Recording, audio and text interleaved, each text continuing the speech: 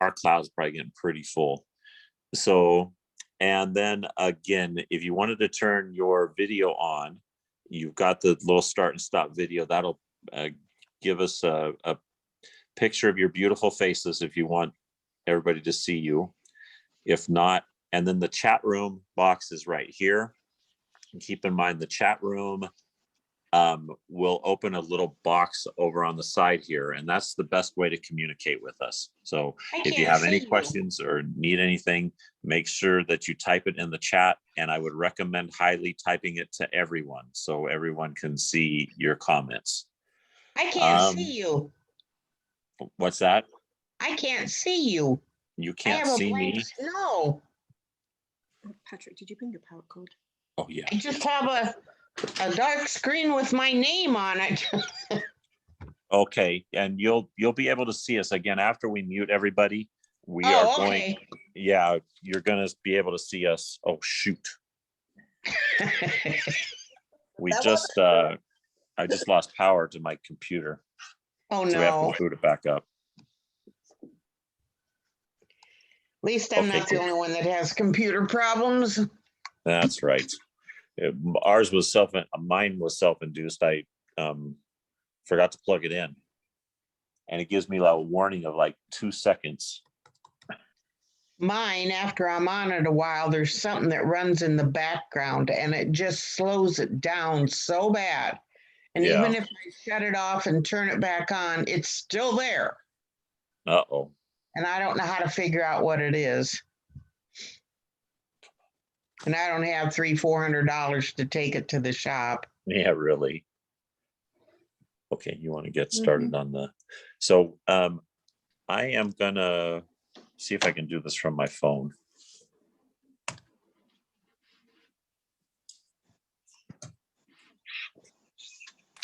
Sorry about this. It'll let more people in. Do we have anybody else trying to get in? Nope. Can we mute everybody from here?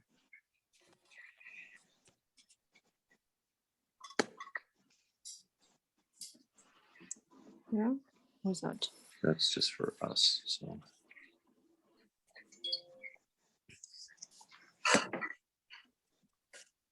Hi, can you hear me? Yes.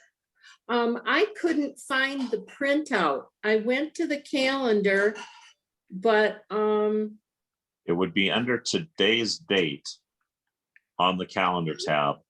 Okay, and I went there. I'll check that out here too. Kate's going to do the first part of the class this morning. She's going to do the stabilizers.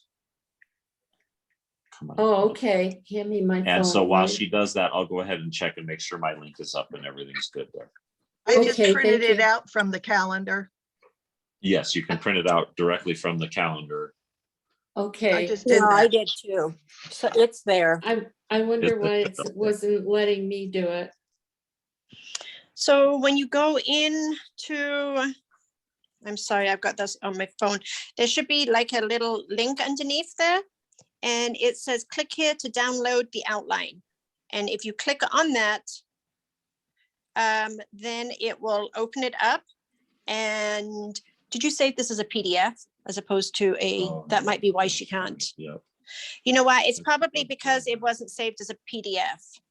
So we'll have to get that converted. If you don't have a Word document, a Word program on your computer, that might be why. Okay.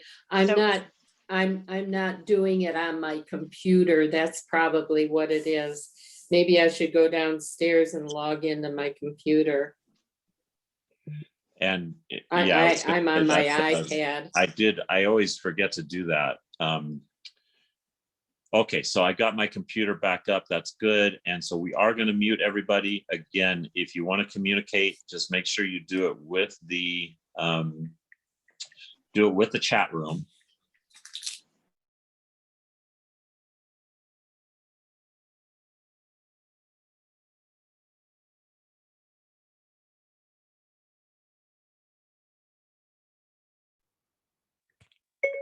Can you hear me? So can everybody hear us now? Are we good? So also, ladies, on these classes, especially the machine usage classes, I've been putting these on our YouTube page too. So we've got them, not only will you get a copy of the recording, we'll email that to you, but we also have them on the YouTube page if you don't want to click the link for the recording. So just to keep that in mind. I've got so far I've got the machine maintenance class and the beginning sewing class up on YouTube. So you're able to access it from YouTube or from the link that we send you, through Zoom. Okay. And I think with that, we're going to get started here. So do you want me to do an intro, or do you want to do the intro? No, you Okay, can do it. so basically, again, what these classes are entailed for or written about are, we're assuming that if you're taking this class, you've never embroidered before. So I want to just make sure that everybody understands that it is going to be a pretty elementary class when it comes to that. We are going to get into some stabilizers and things. We're also going to cover all of the embroidery functions of your machine, including the placement techniques in your camera and things like that for those of you with camera machines. So, but again, it is a very basic class. We've intended it to be for the person who has never embroidered before. So hopefully, again, you guys will learn a little bit. I know we've got a lot of people in here that have some considerable experience on the embroidery side, but again, hopefully we can give you a couple of pointers that will make your lives a little bit easier. So with that, I'm going to turn it over to Kate. She's going to do the stabilizer portion of the class, where we talk a little bit about the stabilizers, and I'll trade you places here. Okay. You ready? Yep. All right. So we are going to just do a pretty quick overview on stabilizers. Stabilizers are a very important facet when you are doing machine embroidery, because probably 99% of the time you do need to use some stabilizer. There are lots and lots of choices out there these days. 20 years ago, when we started this, there was cutaway and tearaway, and that's pretty much all there was. So we're just going to, I could spend hours talking about all the different stabilizers, when to use them, how to use them. And that's really not what this class is about.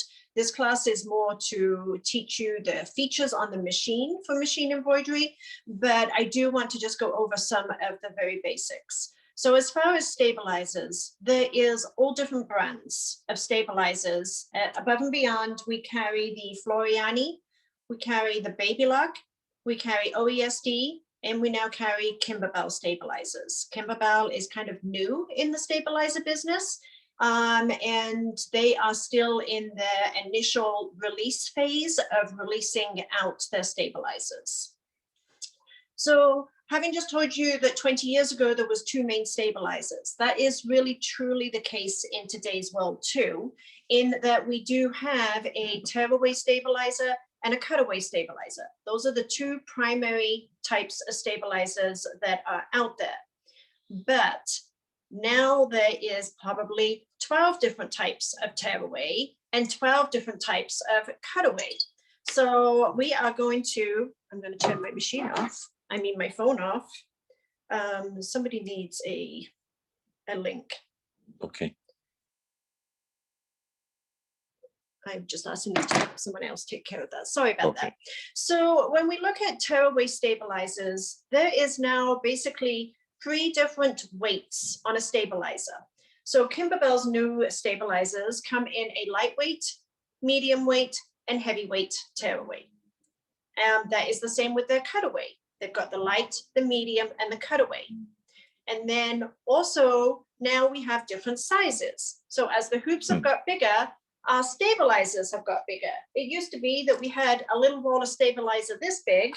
Now, a lot of the stabilizers are this big. We now even have pre-cuts where they come flat packed and they're already cut to a specific size for your hoop. So for me to stand here and give you a 10-minute lesson on stabilizers is a little bit of a challenge because of what's out there. So a tearaway stabilizer is traditionally used, it's kind of my go-to stabilizer, but it is used for a design that does not have a lot of stitch density. If you have a design that has a lot of stitch density, you probably would want to graduate onto a cutaway or possibly some type of fusible. Sometimes we combine different stabilizers together.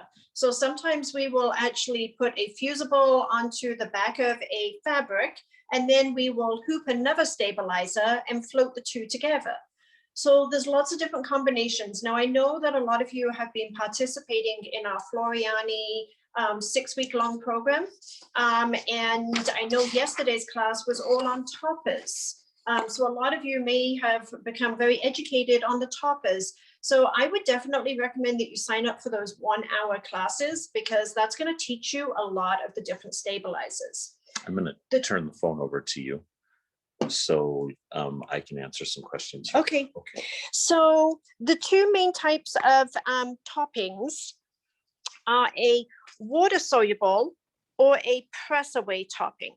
So I do have a mixture between Floriani and Babylock here to show you, but a topping is just that. A topping is a stabilizer that will go on top of your fabric, traditionally used with a fabric that has a nap to it. So what it does is it holds the nap down whilst the embroidery is placed on top. So we have ones that are a wash away and ones that are a press away. If you are doing terry toweling, we were always, years ago, recommended to use a wash away stabilizer. It looks almost like cling film, and it perforates and will pull away from the bulk of your project. And then anything that was left, you could just spritz it with water. One of the downfalls to this is that if you put it on a towel and you do some beautiful embroidery, and then you wash your towel, over time, that stabilizer also will disappear behind that embroidery. And then your pokers from your towel start to peek through your embroidery. So it no longer has that really pretty solid look. So now they actually recommend that you use, a press away topping, because the press away topping will permanently stay behind the embroidery, and it will not allow you to, the topper will not disappear with water. Okay, so it doesn't matter how many washings you do, the topper that is placed on top of the towel underneath the embroidery will never disappear. So your pokers from your towel will never peek through. Somebody asked, at what count do you change from low to high stitch density? About 10,000 is the go-to number. 10,000. Mm-hmm. Okay. When we start looking at the tearaway stabilizers, we have things like a fusible tearaway. So fusible tearaway is quite often used on a non-stable fabric. So anytime you have a non-stable fabric would be something that has stretch to it. T-shirts, let's see, T-shirts, polar fleece, sweatshirt type fabric, anything that has a knit to it. So you cannot hoop that without stabilizing it first. You could use a mesh, such as a power mesh that is fusible. And then you would fuse that to the wrong side of your shirt. What that will do, or the wrong side of your fabric, what that does is that stabilizes that fabric so that you can now hoop it. You can't hoop a stretchy t-shirt and expect that t-shirt to bounce around in the hoop and just float a piece of stabilizer underneath, and you're going to have a really pretty embroidery. It's just going to jam up on you. There is also different types of stabilizers for sewing what we would call a freestanding design, such as freestanding lace, or a in the hoop project where you don't want any of your stabilizer to show around the outer edge. And that's when we would use some type of a dissolve away mesh. Floriani's brand name for it is called Wet and Gone. Babylock's is called Dissolve Away Mesh. And I don't know what the other two are called off the top of my head, but basically it is a mesh-like fabric that you hoop up, and then after you have done your embroidery, it will completely dissolve away with water, leaving you a completely freestanding project. That type of stabilizer is used for projects like this, where you would do like the satin stitch around the edge, and then you cannot see any of the stabilizer on this. So it wasn't cut, okay? It was actually using the dissolve away mesh stabilizer, and then you dissolve, I use like a Q-tip around the outer edges to get away any excess stabilizer that was left. There is now embroidery batting. Batting is a batting that has a layer of stabilizer embedded into it that will give your embroidery projects a little bit of body and a little bit of stiffness to it. Traditionally, this is still used in conjunction with a stabilizer. So a lot of the quilt projects that I do, I will use some type of a mesh in my hoop. That will be what's hooped. Then I will lay down a piece of my batting that is cut to the size of the block, and then you would lay your base fabric down on top. So sometimes you can be using 2 or 3 layers of stabilizer, because we could have one in the hoop. We could have a second one that we're floating somewhere. The float could be underneath the hoop. It could be on top of the hoop. There's also floating where we float the stabilizers and we rotate them so that the weave of the stabilizer is actually laid down at a completely different angle to the first layer of stabilizer. It gives you more stabilization. And then we might even be using a topper on the top. So there is a lot of different stabilizers out there. The sticky stabilizers are probably one of the most popular ones that are used. If you're using a sticky stabilizer, I would highly, highly encourage you to invest in anti-stick needles or anti-glue needles. These are a coated needle that stops the glue that is on your stabilizer building up on your needle. Will you grab me a roll of sticky stabilizer from over there, please? So a sticky stabilizer, can you hold this? If you're using a sticky stabilizer, it normally always has some type of a wax covering on it. And what you would do is you would hoop this. I know that we've done this on a lot of lives, but basically you would hoop this and then you would score the inside of the hoop and peel this off. And then what happens is this will then give you a sticky surface right here for you to adhere down your project. This is going to be great for your hard to hoop items, such as baby bibs, dog collars, anything small that you cannot get hooped. Also anything that has, like if you were to embroider on velvet, velvet would get you hoop burn, where you would actually see a burn mark around on your fabric from where you have tried to hoop the velvet. So velvet is something that you would never want to hoop, and you would always want to adhere it to some type of sticky stabilizer. So there's sticky tearaways, there is sticky dissolve away tearaways, there is fusible tearaways, there is fusible cutaways, there is so many different types of stabilizers out there that I definitely encourage you to experiment with them. Please, if you're ever working on a project and you need guidance on what stabilizer to use, please reach out to us, because all of the stores will be able to answer that question for you. Good. Do we have any other specific questions on stabilizers? Let me check. Here, I'm going to give that back to you. One was an anti-glue needle. How do we know an anti-sticky needle? So I wonder if she's talking about the packaging. So the anti-glue needles, we'll try and show them this afternoon on live if you're going to watch on live today. They only come in 2 sizes. and it's a needle that has a special coating on it so that the sticky does not build up onto the needle.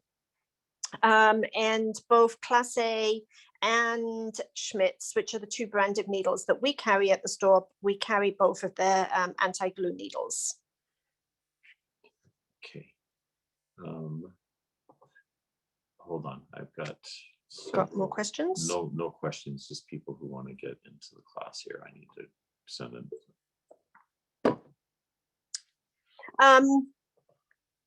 The other stabilizer, this really isn't a stabilizer, but we did bring it to talk about, is called soft stitch. So have you ever embroidered something for a little one and they complain it's itchy? It's itchy on the back. It itches me, okay? So this again is not a stabilizer. What this is a cover up. It's a woven fusible. It's almost like dream weave from Floriani, but it is a cover up that you will cut just a little bit larger than the embroidery size, your finished embroidery size, and then you will fuse it onto the wrong side of your garment after you have finished your embroidery. You do not embroider through this. So this is, again, this would be maybe the fourth stabilizer that you would be using in this case. So it is called OESD. I think they have one called Gentle Stitch. Same type of thing. It just softens the wrong side of the embroidery. So if it's going against the skin, it doesn't feel rough and itchy.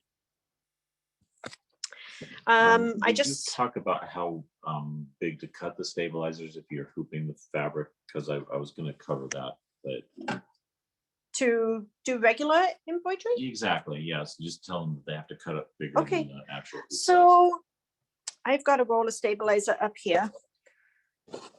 I actually found my cutting table this morning. That was exciting. So if you are using, and I just have the 5x7 hoop here.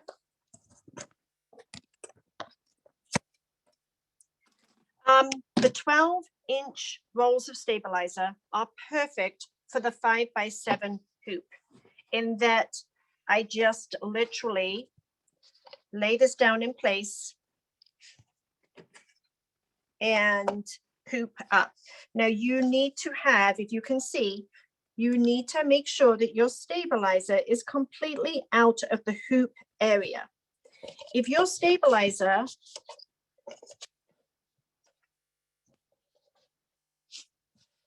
is like this, you do not have proper stabilization. So you have too much give in here. You cannot hoop like this. So you want to make sure that your stabilizer is coming all the way out around all four sides of your hoop. The 20-inch rolls are really the only size that you can use if you are using your biggest 10.5x16 hoop on the Solaris. The 15-inch rolls will do a lot of the hoops. I still buy the 12-inch rolls because I do a lot in the 5x7 hoop. And I pretty much will do 12-inch rolls and 20-inch rolls. Those are my go-to sizes. I really don't have the space to carry all three sizes. So it really depends on what your go-to hoop sizes are as to which size stabilizers you would want. Although I am really enjoying the new pre-cuts from Kimberbell because they're very convenient. You're not dealing with a roll of stabilizer that is rolling around on you. And it's completely flat. So the pre-cuts are a great idea, but the pre-cuts are really only good for the 5x7 hoop or smaller. Okay. Okay. You ready? Yep, I think so. Okay, so again, we just wanted to give you a brief overview on stabilizers because as Kate said, we could do a 3-hour class on stabilizers. In fact, again, there are some good reference materials out there for you. Floriani's website is fantastic. They've got stabilizer educators that will enlighten you to all the different types of stabilizers and what they're used for and everything else. So I'm going to transition a little bit here to hoops and to some hooping techniques. So, and what I mean by hooping techniques, I'm just going to give you some advice on hoops. The general rule of thumb is to use the smallest hoop possible to complete your project. Okay. When we get into the larger hoops, the bigger designs, the bigger, you've got more area to stabilize. So if you happen to have a really tiny design here, and we're trying to sew it in the big giant 10 by 16 hoop that comes with the Solaris, again, what you've given yourself is more of an opportunity for that fabric to shrink, because we got more area to cover and more area to stabilize on your in your hoop. So again, the good rule of thumb to go by is use the smallest hoop possible to complete the project that you're trying to sew. Okay. Again, it's just going to help you. If you get done with an embroidery design and your outline is about 1/8 of an inch or 1/4 of an inch outside of the actual embroidery area, that means that that fabric during the sew out process has actually shrunk. It's actually, you didn't have enough stabilizer, or you had too much area in your hoop to cover for the design and the density that you were trying to do. Okay. And again, this is a good way to eliminate that, is go to a smaller hoop size that you can actually complete that project. And you have a lot less to worry about when it comes to stabilization. And so I hope everybody's following me on that. My advice to you on hooping is get used to a hooping technique, or get comfortable with a hooping technique and go with it. Like I said, Kate likes to use sticky a lot. She does a lot of sticky stabilizers, where she's hooping the stabilizer up and then she's just sticking it down. Again, that's really good for her. Some of you might like to hoop the fabric in with the stabilizer. So again, just sort of experiment with that, and hopefully you'll get something that works for 90% of your projects. And then you just have to worry about the other 10% to make tweaks to that. So are we good on that? Okay. Threads. So again, I want to talk just a little bit about threads. I'm going to actually switch the camera around here. Do you want me to hold it when you? Oh, that's okay. I'm good. So threads, again, when we started in this industry, we sold about 95% of rayon thread to 5% polyester. That has completely flipped now. In fact, I think it's probably 98% polyester threads to 2% rayon threads. And the reason being is the rayon threads, it's a man-made fiber, and it's not nearly as strong as the polyester fiber. So the rayon, it also is tends to be, it isn't color fast, meaning that if you wash it, it can bleed. If you put an iron to it, it's going to shrink your design up. So it has a lot of deficiencies that the polyester thread does not have. So again, polyester thread, the downside to it back in the day is we couldn't get it in enough colors. There wasn't enough color variation, and it didn't have the sheen or the where it would jump off your fabric like the rayon did. But they made so many improvements to it that, again, the polyester thread is by far our preferred, and it's what we sell by far the most of. Brands of threads, we are huge Floriani fans. We're also huge Isacord fans. Those are our two threads that we really think that sort of excel above everything else. So so again, Isacord, Floriani, the polyester make is what we recommend for your thread choices. Anything, Kate? Are we good? No, I'm just responding. Okay. All right. So with that, we're going to get into the machine now. So I'm going to go ahead and flip that phone back around. I'm going to turn my machine back on here. And we're giving you a little preview of what we're going to be doing later. I'm going to try to get the phone set up here. No, I think it's good. I think I got it here, where I can have it set up on our screen.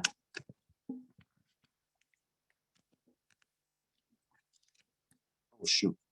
Are we good? Did I make you guys seasick? Now I did. That was my goal. All right. Can everybody see the screen okay, I hope? Yeah. Asking if they can order on here. So can you explain that, please? Yes. So if you want to order product, if you want to order stabilizers, anything we're talking about, we will give you that 20% discount. I did not get, because we had such a variety of products, I didn't really put any products on the website when it comes to what we're talking about this morning. So if you want to order anything, just leave a comment in the chat room, and we'll make sure we get it put aside, and you'll be able to order that. You'll be able to order that directly from us, and we'll get it pulled and give you a call or get it in the mail to you, whatever the case may be. So that's going to be the best way to order during this class. Okay, so you remember last week or 2 weeks ago, I guess now, we talked about the settings page. And what's that? I'm sorry, can I get you to do one other announcement? Uh-huh. They're ordering, and we need to know their full name. Oh, okay. Yes, thank you. Yeah, and the way Zoom works, by the way, sometimes it gives you guys nicknames, or it just has you by your first name. And so we might have 4 Annettes in the class. And so just make sure that you use your full name when you're ordering, so we know who to get the product to. That's a lesson learned that we've made me laugh. We were trying to figure out and decipher, which one was this, which one was that. So again, just make sure you leave your full name when you're actually ordering the product. Okay, so again, I'm going to go through the settings. We actually went in the beginning sewing class. Kate, what's the picture like? Is it okay? Can they see? Yes, it looks good. Okay, good. So in the beginning sewing class, we talked about the settings page for the sewing all the way through the setup of the machine. Okay, and remember what these settings are. They're actually ways for you to personalize your machine to your liking. Okay, to maybe the hoop size that you use the most, that you can have an outline. And we're just going to go through step by step of the embroidery settings. Okay, I'm also going to talk to you a little bit about how to set your machine up for Wi-Fi if you have a machine that has that capability. Because again, that's the newer machines now, from the Meridian to the Altair to the Solaris, have Wi-Fi capability where we can actually interconnect with our internet and do downloads automatically. Updates for your computer board will come in automatically. We even have apps now for the phone, and I'm going to show you those in a little bit here too. So, but anyway, let's go through step by step on the embroidery settings for our machines. So the first one is going to be how the frame comes up in our preview screen when we're actually putting our designs onto and you've got a whole bunch of different options here. On the Solaris, it's kind of neat because when you actually touch these options, it brings up a whole side screen here that gives you all of the different hoop sizes that are available for the Solaris. Okay, some of you are going to have a little bit different setting on there when it comes to maybe the Destiny, the Meridian, the Altair, the Elissimo, again, whatever your case may be, you all have that little sheet of paper up there where you can adjust this particular screen. And let's say we use the 5x7 hoop the most. So we can select the 5x7, and now it's going to come up with a picture of our 5x7 grid when we turn our machine on. So again, you're going to know if you picked a design that's too big for the 5x7, you're going to know that before you even start to play with it. Okay. We also can adjust grid preference here. So this is the frame size. The next one is going to be the grid. We can go with a standard grid, a 1-inch grid, a 3/8 inch grid. We can have an open template there. We can have crosshairs. Again, you've got a lot of different choices. You can have little crosshairs that'll follow your design as you're embroidering. So again, just some really neat choices for you. I'm going to pick the 1-inch so I can show you guys what that I'm doing. And again, you can see the little preview screen over here. It shows me exactly what's going on with this, what I'm setting up. And again, this is very, very similar on 90% of the Babylock and Brother embroidery machines out there are going to have these settings. Okay, we can also adjust the embroidery speed. And again, if we touch this, the Solaris just comes down with a drop-down menu. The others will have a little plus and minus on there that you can actually control the speed of your embroidery machine, the maximum speed of your embroidery machine. So if you've got a design, you're trying to sew with metallic threads and you want to slow your machine down, you can go into that settings page. You can turn that down to 350 stitches a minute, and it's going to be a lot better for you when you're trying to use those difficult to sew threads, or when you're trying to sew over a difficult fabric. You can control the speed of your embroidery machine. So go back up to default. Oh shoot, what did I do that for? One other thing I wanted to point out, default settings on these machines are all going to be highlighted in with the black around the design. That means that this is the default what the machine, when you turn it on brand new out of the box, anytime you make a change on it, it will allow you to, or it'll tell you by removing that black box. Okay. Yeah. Can you please explain to them that the slider on the front is for speed for sewing and not for embroidery? That is correct. Yes. So the slider on the front here, and we talked about this, you could actually turn that last week. We turned that into or 2 weeks ago, I guess. You can turn that into width control for your needle. But this is only for sewing. So that's going to be speed control for sewing. You're going to control speed for embroidery on your settings options. Okay. So we can also, again, anytime we're in settings, it is going to be a permanent adjustment to your machine. Okay. So when we make when I say permanent, I mean until you change it back again. So when we change our embroidery tension on our, there's 2 ways to change your embroidery tension. One of them is in the settings page, which is going to do it until you change it back. Okay. The other is in your actual embroidery screen, which we're going to show you here in a little bit. When you do that, that's just going to change those tensions for that particular pattern. Okay. So when we do it here, we can actually go from -8 to a +8 on our embroidery tension. If you wanted to change it, if you're having trouble with thread pulling up all the time. Okay, what that means, we learned that in the maintenance class, and that means that there's too much tension on our upper thread. Okay, so we can go in, and a minus number on this is going to be less tension, a plus is going to be more tension. So if you've got those little flecks of bobbin thread pulling to the top, we can go to a -6 on here, for instance, and it's going to loosen the tension on the upper thread, which is going to allow you to it's going to allow you to control those little specks of the bobbin thread pulling to the top if you want to do that on your machine. If you're having trouble with it on all designs, it's a good way to do that. And again, you always have that number, that default number to go back to if you want to go back to it. Okay. So embroidery needle position stop, again, embroidery foot height. This is also really, really important. Again, embroidery foot height, we have control of in our settings page on all the Babylock and Brother machines. Okay. And again, you're going to do this if you're trying to sew over any kind of the projects now, those in the hoop projects, the bags, the little pouches, things of that nature that have zippers.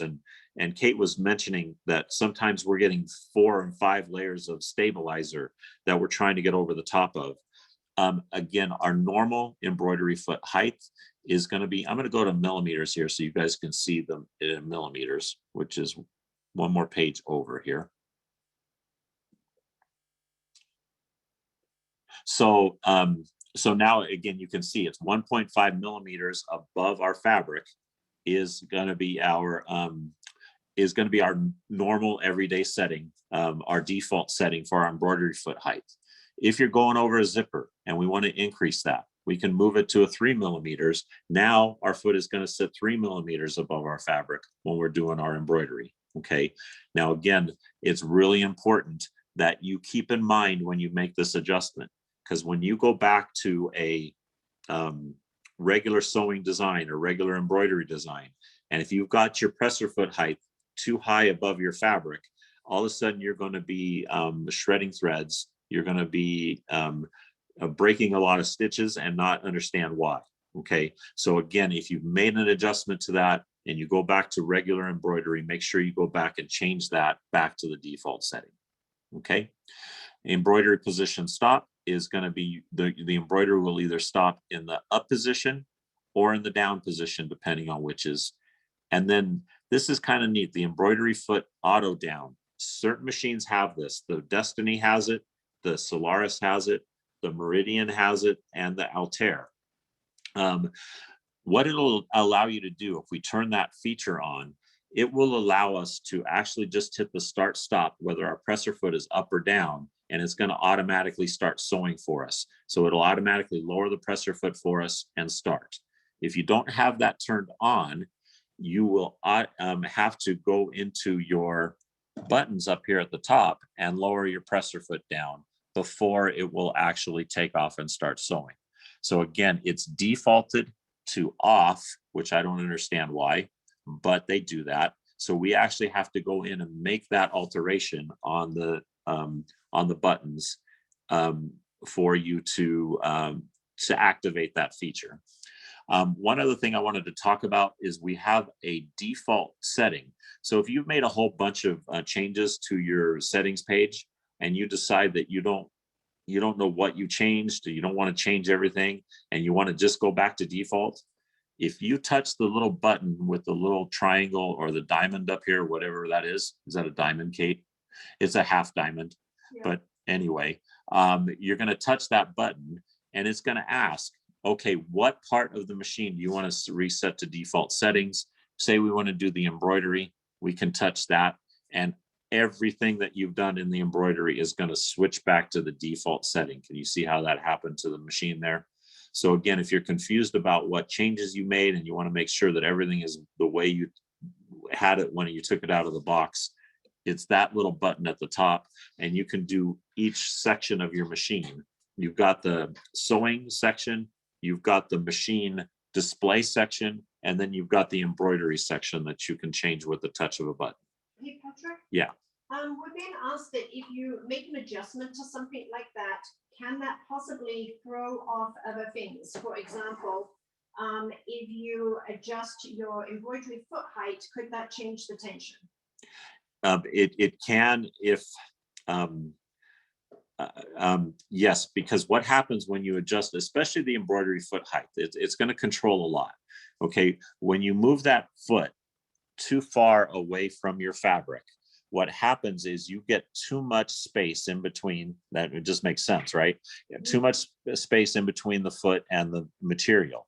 And so when the needle comes up out of that material, it's going to bring that fabric up with it if that foot isn't giving that fabric pressure. Does that make sense to everybody? So again, it can affect your tensions. It's really going to affect shredding threads, broken threads, things of that nature, because the thread has too much leeway there. It's got too much, I'm trying to find the right word, too much freedom. So it's going to cause that thread undue stress, undue strain, and it's going to cause it to shred. It's going to cause it to break. It's also going to cause it to cause some tension issues there.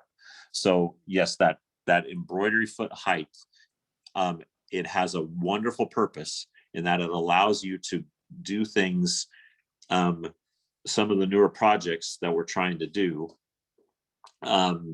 like with zippers and with binding and with all the kinds of things that you guys are trying to take care of.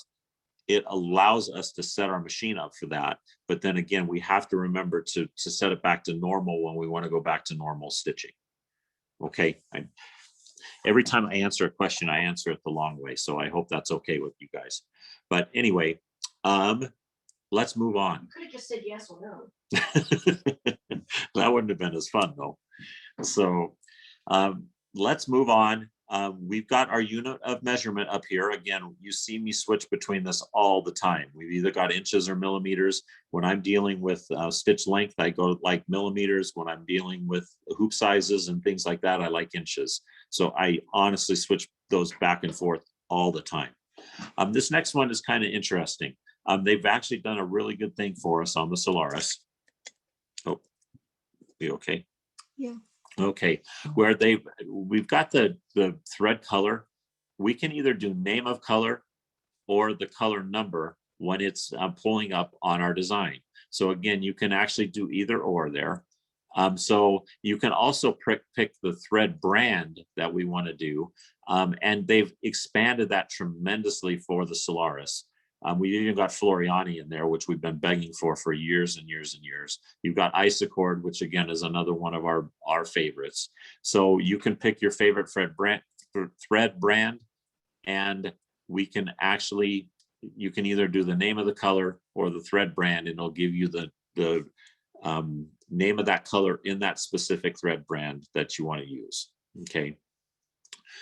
We can change background color. If you're doing lace and you have a white lace and you don't want it on a white screen, we can actually do the background color, and we can change that to really ugly yellow if you want to, or really pretty blue. So we've got a lot of choices there. Thumbnail, the same thing. Again, if you want to see your design better, if it doesn't show up white on white, we can actually change the thumbnail. You can also do thumbnail size. Again, with the Solaris, this is kind of cool because we can actually adjust that on the fly, which I can show you here in a minute, but we can change the size of our thumbnail. And this one is really, really powerful too. The embroidery basting distance, we can actually control how far away that basting stitch that we do, the automatic basting stitch, is away from our design. So let's say, remember I was telling you that I wanted you to use the smallest hoop possible for this design that you're trying to sew out. So let's say you have a design that just barely fits in that 5x7 hoop, but you want to baste it down also. Okay, if we add the basting stitch and it's 5 millimeters away from the design, it's going to throw you outside of that hoop size. Does that make sense to everybody? Because it's going to take that design and it's going to move it where it's, rather than at 5x7 or 4.5 by 6.5, it's going to move it to where it's outside of that 5x7 area. So we can go in and we can move that basting stitch to right on top of the design. That way we can continue, we can still do a basting stitch, but we can still continue to use that smaller hoop size if we want to. So again, that embroidery basting distance is going to be really a good tool for you guys if you want to move that. Again, default is 5 millimeters, but you can adjust that to any distance you want between 5 millimeters and I believe, or excuse me, 0 millimeters and 7 millimeters. Well, even bigger on the 12 millimeters. Wow, that's awesome. On the Solaris, we go up to 12 millimeters on that. So, so again, that is how you're going to do that in the settings page. Moving on, the background image display. This again is one of those things that is for the Elissimo on up. Elissimo, Destiny. If we have the background image display is actually, if you scan your fabric in, which I'm going to show you here in a little bit, you'll take a picture of it. That picture is going to stay in your embroidery screen until you go to this screen and you tell it you want to delete it.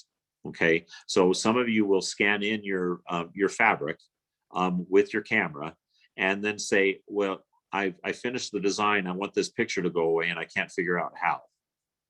This is where you do that on the Elissimo, on the Destiny. I think those are the only two. You actually have to go into your settings and you have to delete the background image right from the settings page. Okay, so Fabric thickness sensor, this is another one that I want to talk about. Again, when you have this on, it's actually defaulted to off, so you actually do have to turn it on in order to activate it. But what it's going to do, it's really deceiving, and I don't like it, because if you're trying to scan your fabric in and you have the fabric thickness sensor on, it is going to ask you for one of your positioning stickers before it will start that scan. Okay, so all it wants to do is it wants to see how thick your fabric is so it can take a better picture. Okay, but what I found is that the camera is so good now that it doesn't need to recognize the thickness in order to take a really good picture. So you really don't need that fabric thickness sensor to be on. Okay, that way you can just touch your scan button.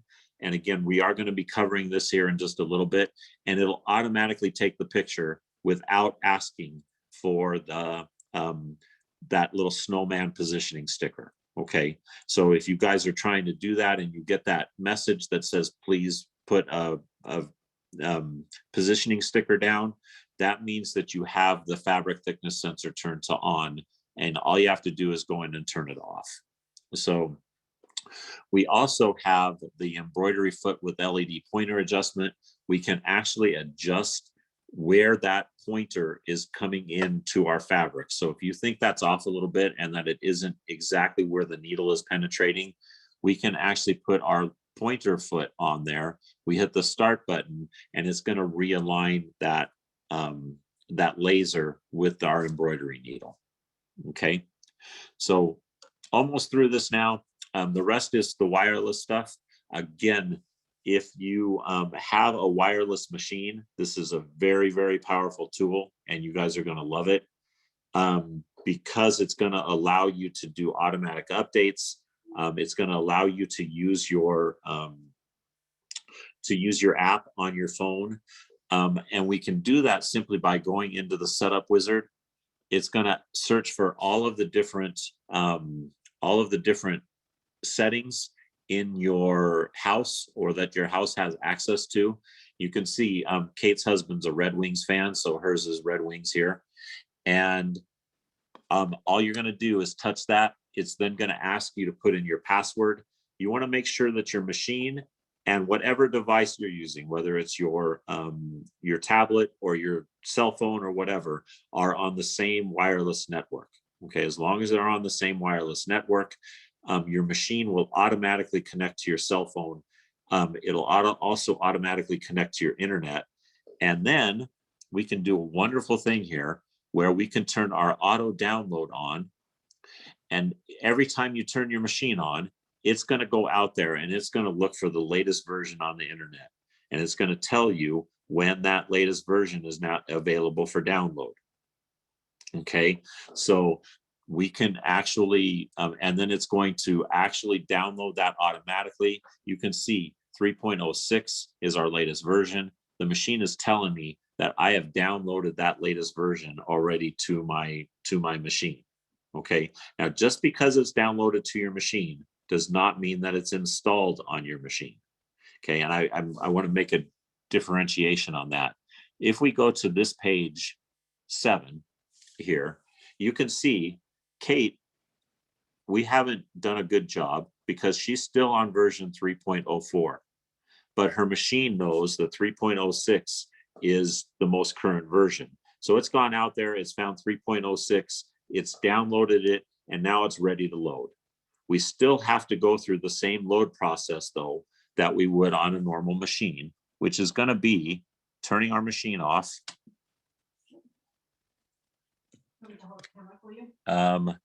Holding the, yeah, please, real quick. We're going to hold down our needle threader button and turn the machine on. When we do that, we're going to go into an update screen on our, and again, this is for any of the Babylock or Brother machines. You're going to go onto an update screen And again, you can see a new little icon here that you might not have seen before on your other machines that has a little picture of the wireless. If we touch the wireless, it will then download that board version onto our machine. It'll actually load it where it needs to load, but you still have to go through that process, even if you have that auto download function on.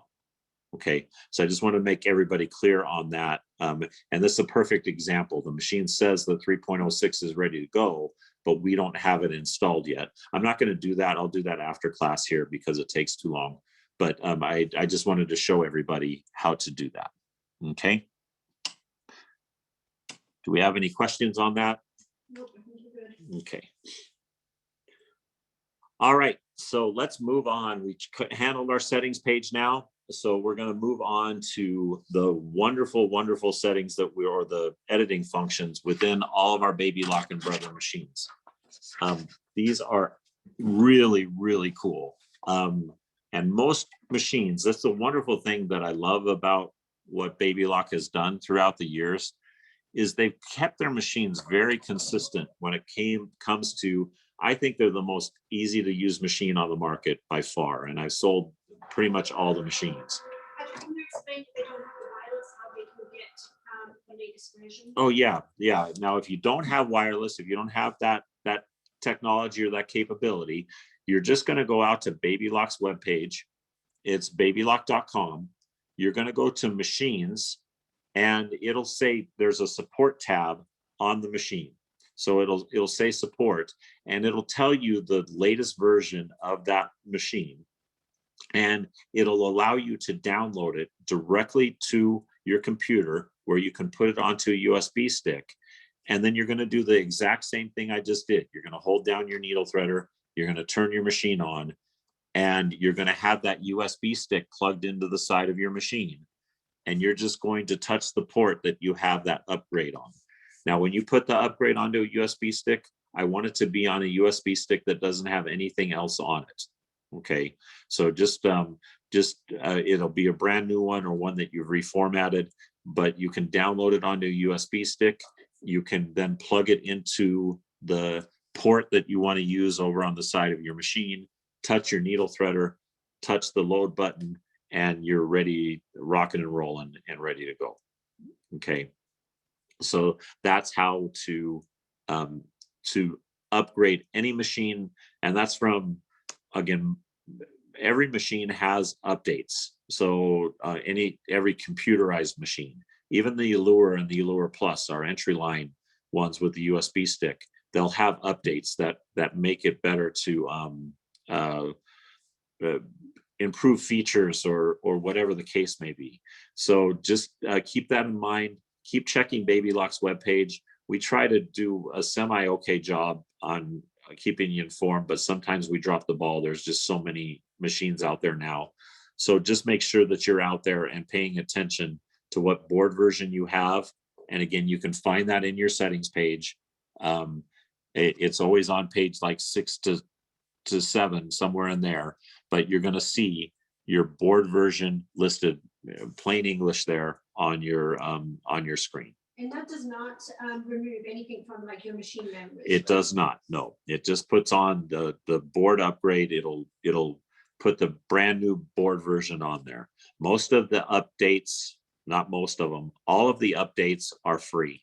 You also have upgrades that you have to pay for. And that's what the other part of that screen was. You can see on this machine, we've got 2 possible upgrades. When they're grayed out, that means that they're on your machine and activated. So just know that they're there, but they need to be grayed out. If they're not grayed out and they're highlighted, that means that you have not bought that upgrade yet, and you don't have the new features of the upgrade. Okay, so just make sure that you're aware of that also. Everybody okay? I think so.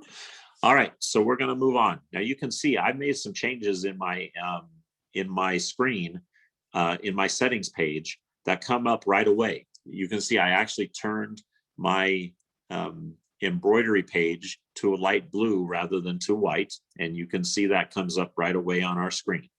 So what I want to cover now is there are 3 distinct menus in every embroidery machine. Okay, we have the first one is going to be our edit menu, where we actually are editing our design. The second one is going to be our placement menu, where we're actually working with placement and where to put the design on our garment. And then the third part is going to be our sew out screen. So again, that's the easiest way for me to explain the process of these machines. You have an edit screen, which after you're done editing, you're going to move to your placement screen.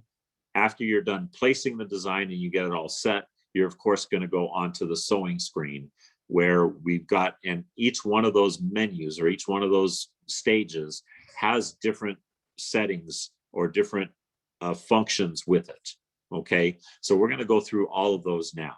So the first one that I'm going to cover is all of our edit functions within our machines. So saying that, I'm going to pull up a design here. I'm kind of weird. For some reason, I like these little beetles and the gecko and stuff. So I'm going to touch my little beetle there. And you can see he comes up on my screen. Anytime we're setting a design, you're going to touch the set button on the bottom of your screen. Now, for those of you with the older embroidery machines, you're going to see something on your machines that'll say, when we very first turn them on, I'm going to touch the home screen here. When you very first turn them on the older machines, we had a sewing function, we have an embroidery function, and then we have an embroidery edit function. Okay, embroidery on the older machines means that you just want to go in, pick a design, put it on your page, and sew it. Okay, so they cut out all of the embroidery edit functions on that screen. So now the machines that added IQ Designer, they've just combined them into one tab now. Okay, so for those of you with older machines, I would always recommend going into embroidery edit, because it's going to give your full array of embroidery editing functions. If you go into embroidery, the only thing you're going to be able to do with that design is basically move it and rotate it. So you're not going to be able to do anything like I'm about to show you here. Okay, so just keep that in mind. Those of you who have the embroidery edit function underneath, make sure that you're touching that one when you're starting to play around with your embroidery designs. Hey, Patrick, Yes, on the updates, they can just go to the latest one. They don't need to do all the previous. that is correct. versions. There, you do not need to do previous updates. You can go from, if you're at 1.0 and you want to go to 3.06, you've got my permission to do that. You can skip all of that stuff. Hopefully you're not on 1.0 and that you've upgraded a little bit, but you can skip all previous updates by putting the latest one on. All right, so let's go in. We're going to go pull up a design here. And I want to do one that I can play with here. I changed my mind on. Where's kids? There it is. I love my little elephant. Isn't he cute? Should I turn that screen to white? Will everybody be able to see that better? I think you can see it okay. Can they? Okay, good. Okay. All right, so I've got my elephant pulled up there, and you can see now he's a really nice little size. I'm going to go back to millimeters, or back to inches, excuse me, so I can see he's about 3 by 3. Okay, so again, I could sew him out in a 4x4 hoop if I wanted to. But again, when we touch this edit screen, first of all, you're going to notice on the Solaris, it's going to list all of the color changes right in front of us here. That's not going to be the case on a lot of machines, but we always have a little edit button. On the Solaris, we have the edit button. On all the other machines, all of your icons that I'm about to show you are either going to be on your screen on the bottom or on the side. We're going to touch the edit, and you can see all of the different editing functions that we can do with this design. Okay, first one I want to talk about is sizing. So we're going to go into the sizing option. Now, again, they've done a wonderful thing for us on our machines. From the Elissimo on up, we now can, so Elissimo, Destiny, all those machines, we now can resize a design with it recalculating stitches, which means we can blow the design up 200%, or we can shrink it down 60%. It'll recalculate the stitches so the design doesn't lose any of its integrity. Okay. However, they default it to the icon that doesn't allow it to recalculate stitches. Don't ask me why this is defaulted, and no, we can't change it. So it's defaulted. All I'm going to be able to do if I go into sizing without touching the little zigzag key over on the side here, I'm only going to be able to blow this design up 20%. So it's going to stop me. It's only going to allow me to go up 20% or shrink it down 10%. And the reason that is because it isn't allowing me to recalculate the stitches as I'm doing my sizing. So what I have to do is I have to touch the little button with the zigzag, with the arrows and the zigzag here.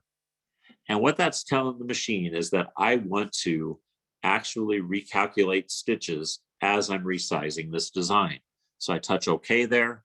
Now, when I blow it up, I'm going to be able to blow this elephant up to Dumbo size. So we can go up 200%, okay, or we can shrink it down to tiny Dumbo, down to 60%. And you can see it went all the way down to 2 by 2 on that.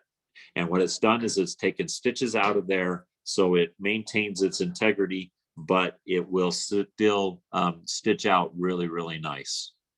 But again, that's one of the downsides. I don't want to say downside, but one of the things you have to remember is that we have to touch the little button with the zigzag in order to get our full resizing capability on this design. You can also see anytime we go to one of our edit functions, we have the possibility of actually moving the design up or down within our hoop using these arrows. You always have the possibility of moving the design with your finger or with your mouse right on the screen. All of the screens are integrated touch screens, so you can do that really nice and easy. Okay, so that's sizing. The movement tab is just what it says. That's another thing I love about Babylock and Brother is that there's no hidden symbols. There's a few here and there, but they're really easy to decipher. If you want to know how to rotate something, or excuse me, you want to rotate something, you touch the rotate button. If you want to move something, you touch the move button. If you want to adjust density, you touch the density button. So again, everything's sort of spelled out for you. We'll get into some of the other keys here in a minute, but that's what I really enjoy about that. Again, movement is really simple. I'm not even going to focus on that. Rotation, we've got increments of rotation, which is wonderful. Some of you will have, again, Solaris goes down to 0.1. So if you want to really make sure that this little elephant is the right at the right angle, we can do to 0.1 degree on our rotation on that. Most of you will go from 1% to up to 90. If you want to flip it 90 degrees, you can flip it 90 degrees. So just doing it in increments. You always have a reset button on these, so you can go back to its original if you don't know what you did and you want to get it back to where it was.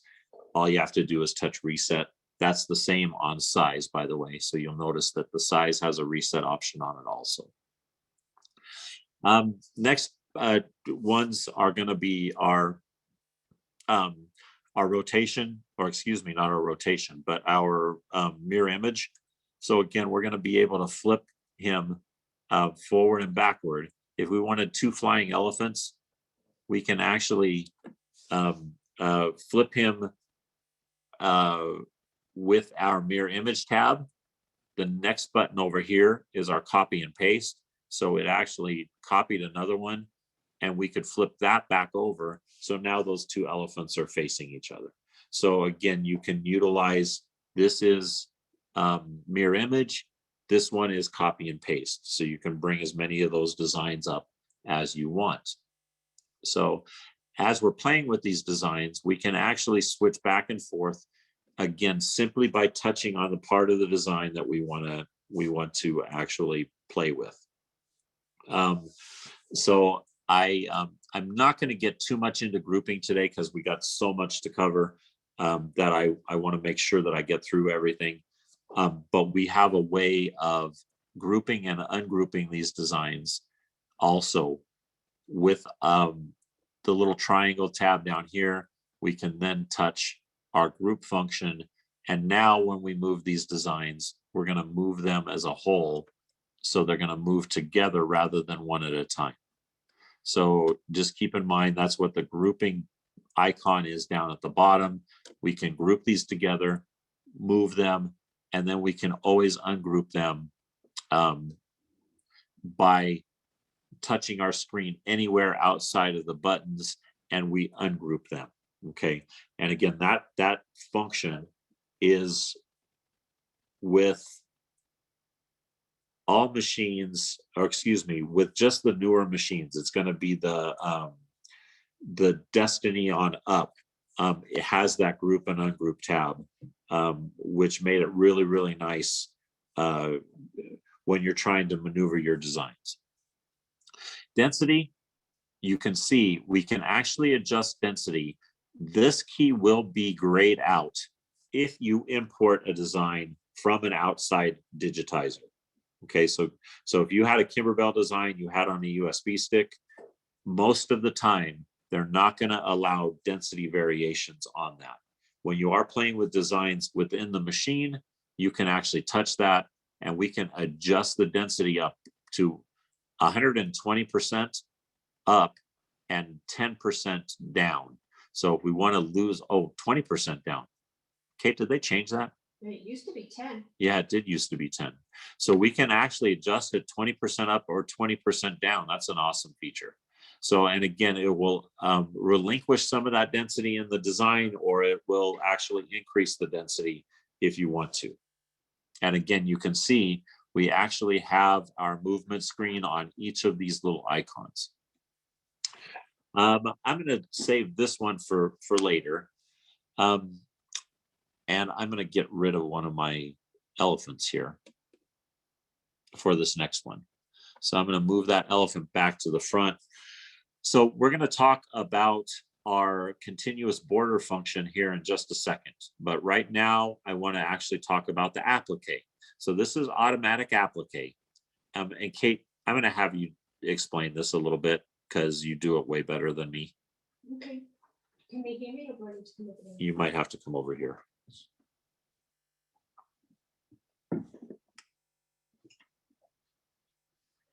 So the automatic applique function that is built into the machine will create a satin type stitch around the outer edge of the design based on the distance that you have set in your preferences. This is designed for, maybe you have a really pretty sweater and you are unsure how the embroidery is going to stitch on a particular type of fabric. What you can do is almost make it like into a patch, into like an applique patch. So what you will do is you will embroider the design out on the fabric that you want to stitch it out onto. So like a piece of cotton fabric. And then what the machine will do after it has finished the embroidery of the elephant, it will do a run stitch. It won't do the satin stitch. It will do a run stitch around the outer area. You then completely unhoop your project and you will cut on that run stitch. You will actually cut it directly on that run stitch. The design will still be up on your embroidery machine. You then put the project that you want to applique this onto. So now you have your project adhered to your hoop. The next stitch will be a duplicate of the run stitch. So it will do a second run stitch for you. You will stitch out your run stitch. You've got your piece that you have sewn out earlier that was cut around, and you'll now use like KK2000 or something of that nature, and you will position it directly on top of the second run stitch. And then the machine will go in and do the satin stitch around the outer area. So I hope that made sense. That might be a really good live for us to do one day, actually, Patrick. Cool. a lot of the machines now have that automatic applique function on them. In fact, I think most of the machines now from, I think we do. yeah. So, and again, it's a really powerful tool that most of you don't even know about. So you can turn any design into an automatic applique. And again, it's going to do that placement stitch and then the tack down stitch, and then the satin stitch around it to adhere it to the fabric on that.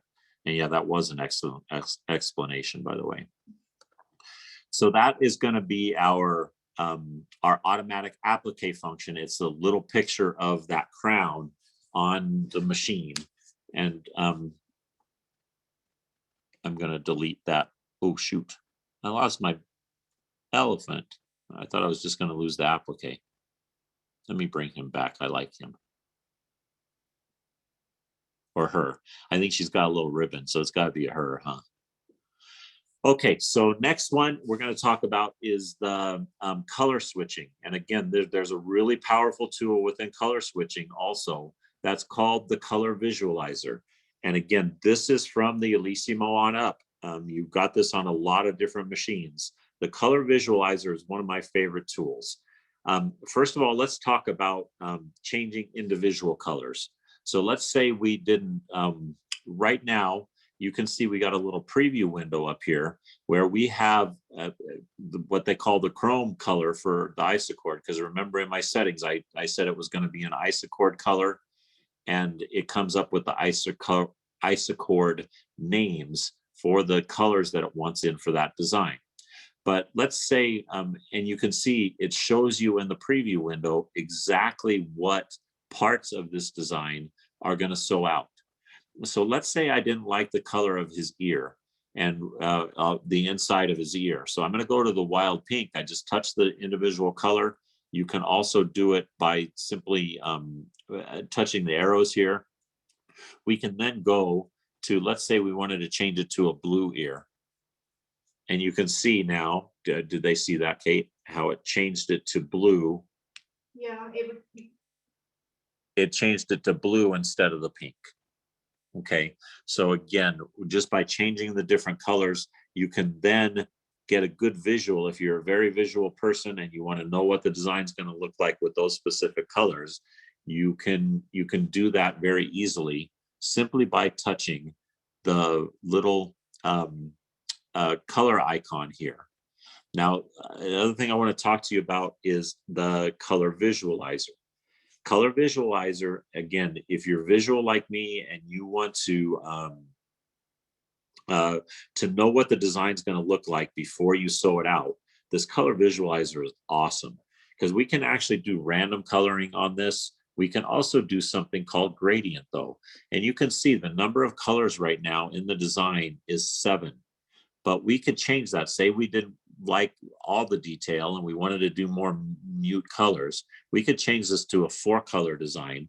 And it's just, now it's not going to change it from 7 color stops. It'll still have 7 colors stops, but it's only going to assign 4 colors to those stops. I hope everybody's following me on that. So it doesn't change how many times the needle is actually going to stop and ask you for a color change, but you'll be able to keep the same color in on a lot of it if you change the number of colors that you have there. I'm also going to touch gradient, and we're just going to let it do the auto. We're going to touch OK, and it's going to come up with a whole bunch of different combinations for us. We can touch refresh until we get to our ideal little Dumbo. Dumbo doesn't do very well as gradient, does he? But he's not bad. He's kind of cute. So you can actually touch that. Once you touch set, it's going to automatically change those colors for you. Again, we've only got 4 different colors that we used on there because we told the machine that we only wanted 4 different colors. Okay, so we've got baby blue in there a couple of times. We've got teal green in there a couple of times, metal in there. So again, it's a really cool tool for you. Color visualizer. I highly recommend it. It's a lot of fun to play with, and I think you guys would enjoy that. So it's a neat little function there. And again, a lot of the machines now have that capability on it, where I think you'll have fun with it. I figured that. So let's talk about some things that are exclusive to the Solaris, the Destiny, the Meridian, and the Altair. And that's going to be in our automatic stippling function. So it's going to auto stipple, and it auto stipples to a hoop size. Okay, so we actually are going to be able to tell it what hoop we're actually doing. The only way to auto stipple I've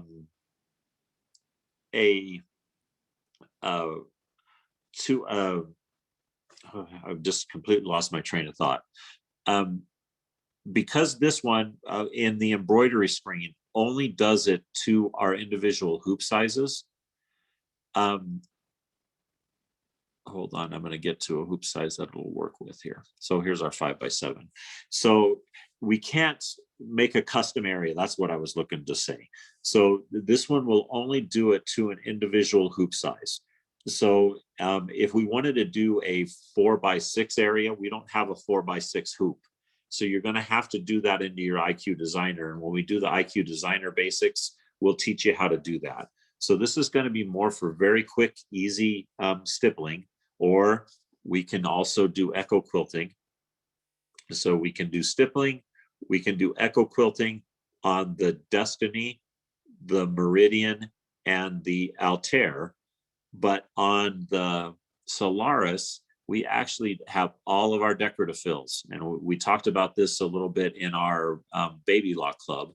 But again, we can select any of those 42 decorative fills that we can do automatically around the design, as long as we're doing it before we actually sew it out. So if we wanted to do our scallops, we can do our scallops.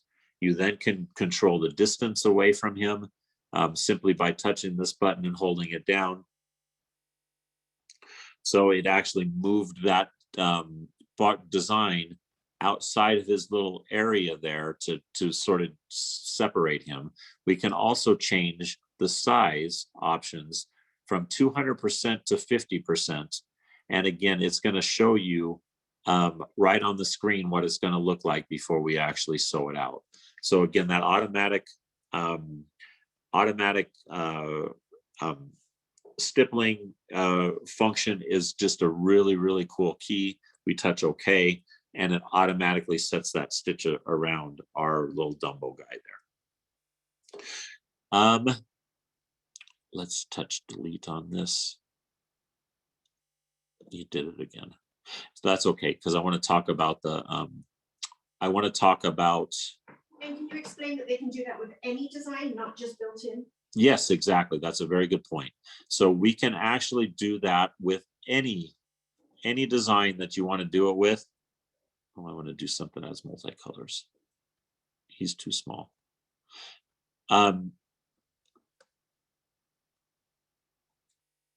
Hold on, I'm trying to find a design for my next little tour here. That'll work. So yes, we can actually do that function with any design. If it's a Kimberbell design, any design you bring in, any good design, whatever, you can actually utilize that function by going to our edit, by touching the auto stipple, and then again, the Solaris gives you a ton of options. Did we decide that the Meridian, the Destiny, do they have just What do you mean? do they have just stippling? Yes, they just have stippling. So it's just stippling on the Meridian, the Destiny, and the Altair. I apologize. I told you that they had that echo quilting. Echo quilting is only for the Solaris, and then the decorative stitches are only for the Solaris also. So if you're looking for echo quilting on those other machines, you won't find it. Sorry about that. So I'm going to go back to that key that we passed over, which is going to be our continuous border function. The continuous border function allows us to quickly, it's designed just for what I was talking about, where we want to put continuous designs. I'm going to actually, before I go into that, I'm going to rotate this design 90 degrees. and I'm going to move it all the way to the top. I'm going to go the other direction though. So you can see what I've done is I've got this beautiful floral arrangement. Now let's say we wanted to put it on a bedspread or on some curtains that we're going to do this over and over again, and we're going to do it in multiple hoopings. We can do this really quick and easy in our continuous border function. So we touch the continuous border. You can see right now it's telling me that I'm going to add designs going vertically down the page. Okay, we could also switch that to add designs going horizontally across the page. So you've got your choice there, and all you have to do is touch the little plus and minus buttons in order to add. Oh shoot, it's actually, let me try it now. There we go. So you can see by just touching the button, the plus button on the bottom, is going to add a design to the underside. Now, the cool thing about this, by doing it in continuous border, we could actually also now, we've got two of those selected. We're going to go horizontally, and we're going to add one horizontally. We're going to add another one over there. And now all of a sudden, again, you can build a matrix really, really quickly using this key. All of these designs are now one design. So when we move them, we're going to move them as a complete block. Okay. The other thing that it's going to allow us to do is it automatically color sorts our design. So when we go into the color screen, you can see we've got a ton of different colors there, which would be a pain to sew out that 6 different times and have all those color changes. But by using our continuous border function, we're then automatically color sort. So it's going to sew out all of the greens before it moves on to the pinks, the yellows, and so on and so forth. Okay, so again, it does auto color sort where we don't have to touch a button. It'll automatically do that for us if we're in that continuous border function. Okay. So with that, I think I've covered all the editing functions that I want to cover for this class, because most of the rest of it is exclusive to the Solaris, and we'll cover those in Babylock Club in a little bit more detail. Where we and ones I'm talking about is we can actually change sewing order on the Solaris now. You can do some really fun things like that, but we will cover that in Babylock Club.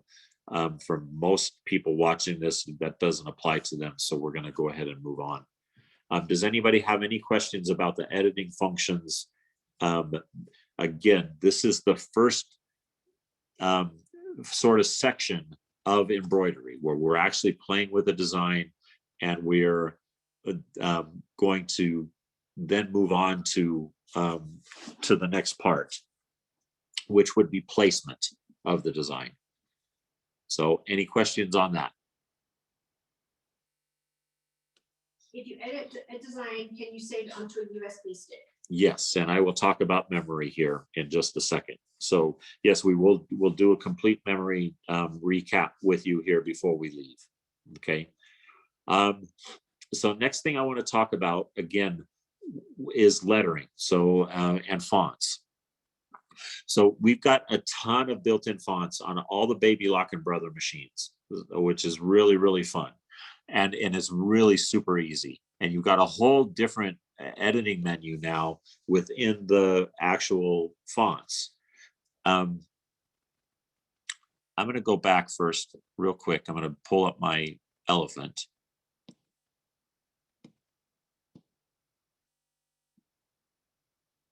And we'll touch set there. And so now, again, anytime we want to do pattern combinations, Babylock and Brother have made this really, really easy for us.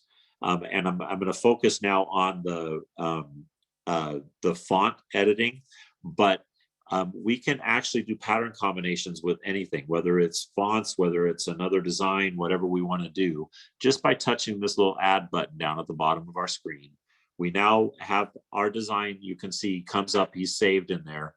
And now we can pick what we want to go with that. If we want to go with fonts, we can.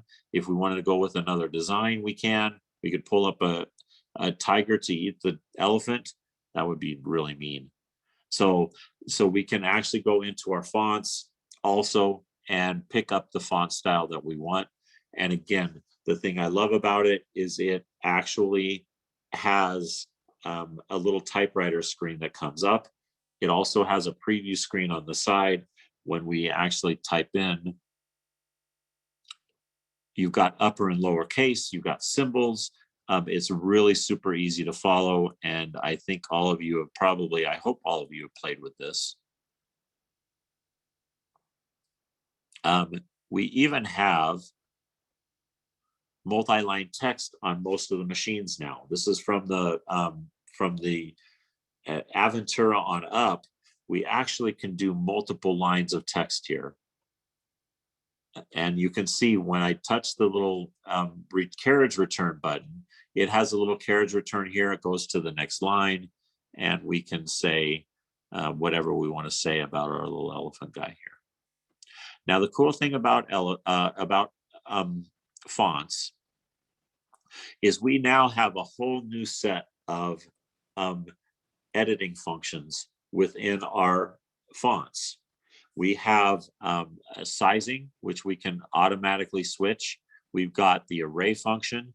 We've got spacing on here. We even have justification on certain machines. So we can actually do this where we will make those right justified or left justified on our screen.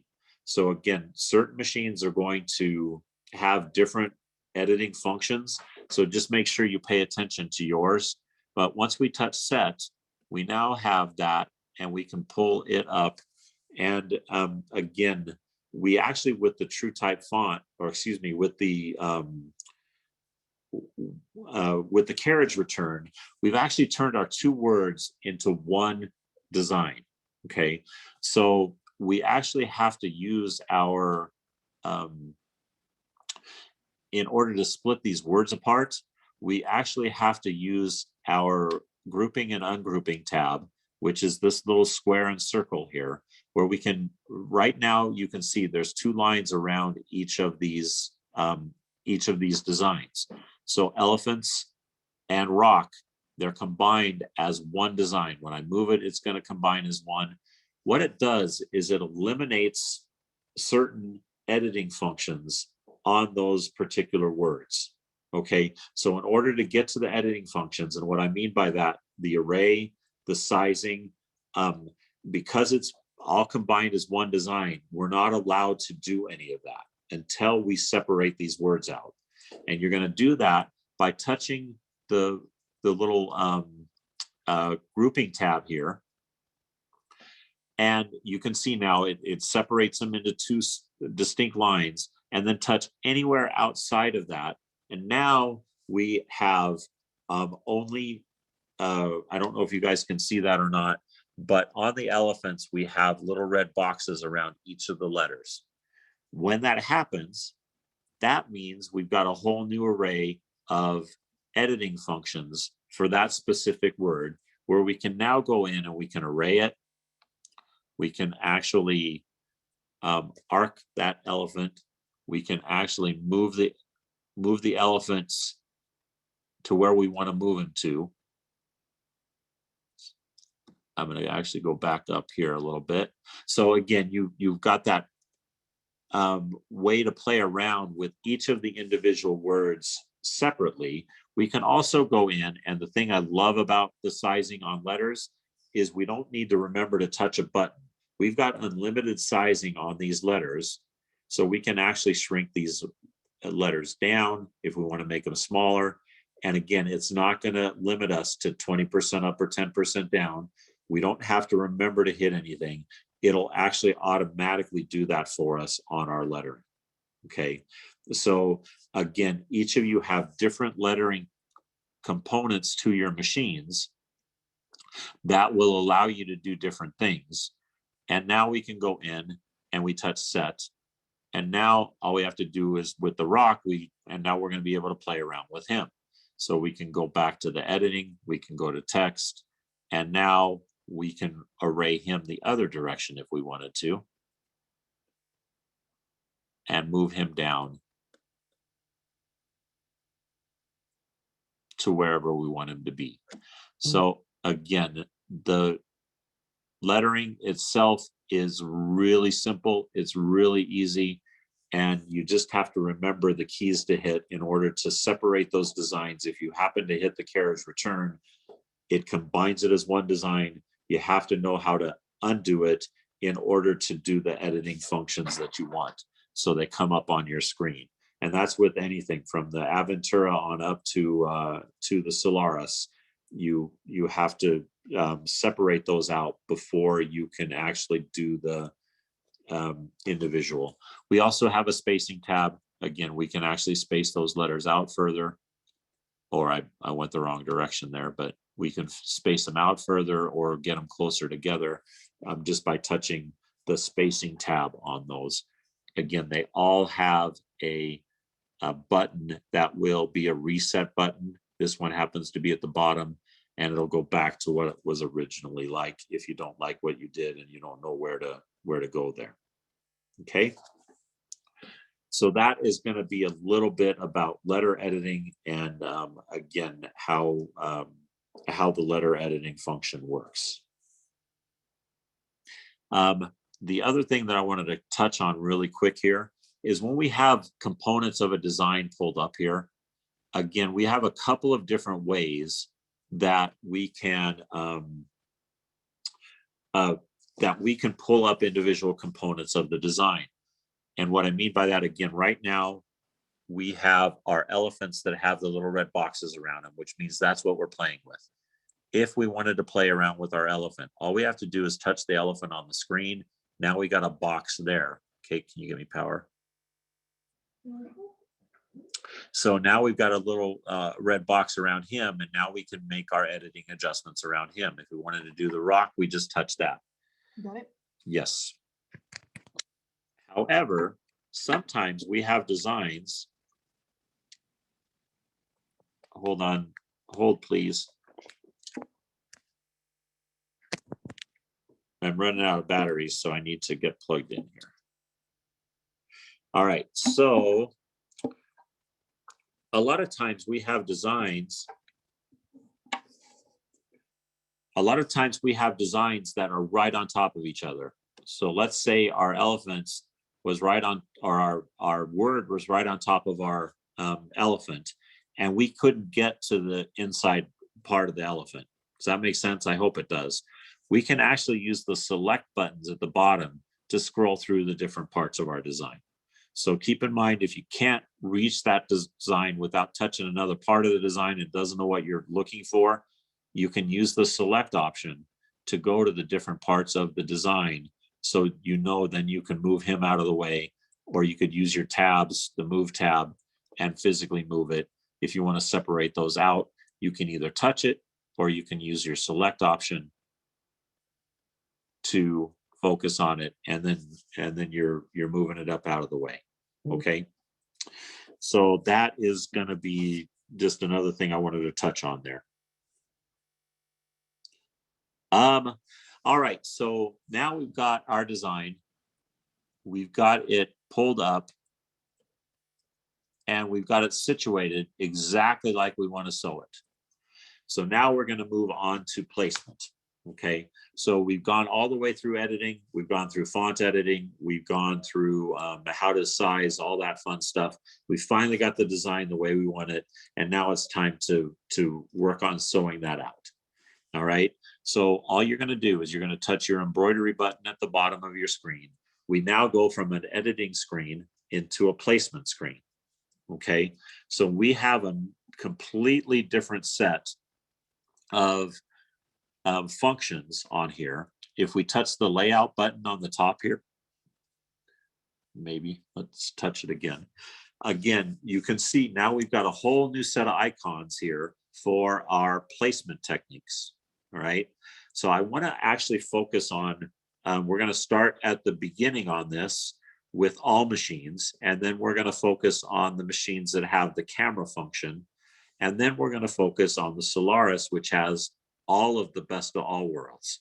Okay, so for those of you without a camera, there's a couple of different ways that you can actually place your design on your oh shoot, oh gosh, I'm going to go to move. I made him too big, Kate. Oh, there he is. Good. We're good. All right. So let's go to some different placement techniques that we can use for all machines. Okay. This is whether you have a camera or no camera. Okay. So one of the functions on here is actually what they call the trial key. All of the machines have this trial key. What the trial key is going to do is it's going to do an outside border trace of your design. So if you have the little function of the dotted line up at the top here, if we touch that, what's going to happen is the machine is then going to go and it's going to do an outside trace for you with a continuous movement of the hoop. So you can see exactly where that design is going to sew out, or the perimeters of where that design is going to sew out before you ever start to sew, just so you make sure that's within the area that you want it to be. Okay. Again, you saw that's really, really hard to follow. Because it moves so quickly, it's kind of hard to follow. So what the other thing that they have on all machines is what I like to call the 1 point mark.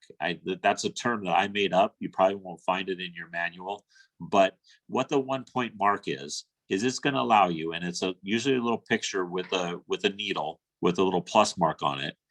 And it's going to allow us to actually see where the different points of our design, again, we can go, say we want to know where the center bottom of this design is. All we have to do is touch center bottom on our screen here. It's going to physically move our needle to the bottom center of our design, and it's going to stop. So we know if we wanted to put this elephant over a pocket that we had on the shirt, it's going to move it to the center bottom.